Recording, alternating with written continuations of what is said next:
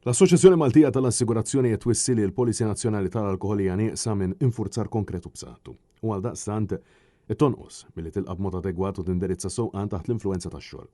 Filwaqt li l-assoċjazzjoni saħqet li qed tilqa' tnedija ta' konsultazzjoni pubblika xorta waħda esprimiet it-ħassib tagħha li dan kollu wasal 18-il xahar tard. Dan juri biċ-ċar in-nuqqas ta' urġenza li għandhom l-awtoritajiet filwaqt li nnotat ukoll is-sezzjoni ta' sewqan taħt l-influenza tax-xorb ħallet barra. Intqal il-waqt li l-pajjiż itħabbat wiċċu ma' ċifri traġiċi ta' fatalitajiet fit-toroq huwa diżappuntanti li diversi miżuri bħal testijiet sporadiċi tan-nifs u testijiet mandatorji oħrajn biex jiġi stabbilit il-konsum tal-alkoħol wara inċident ta' traffiku mhux qed isiru. L-assoċjazzjoni tenniet li la snin tappella sabiex isiru dawn it-testijiet sporadiċi inkluż testijiet ta' drogi u saħqet li l-appell tal-Maġistrat Joe Mifsud ikompli jsostni dak li ilu jingħad, ċoe l-bżonn urġenti ta' infurzar.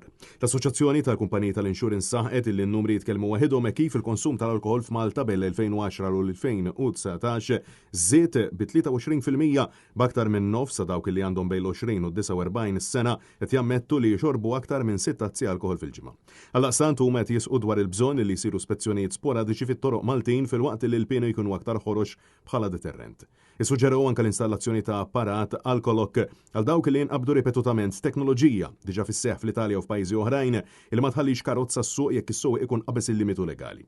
Servizzi ta' cabs jew taxis waqt avvenimenti tal-massa għandhom ikunu bi prezz ridott u għandu jkun hemm użu aktar frekwenti ta' kameras tas-sigurtà sabiex jiġu identifikati sewwieq għal jisuqu b'mod perikolus. Finalment ġie preċiżat li l-edukazzjoni hija vitali sabiex it-toroq Maltin ikunu aktar siguri.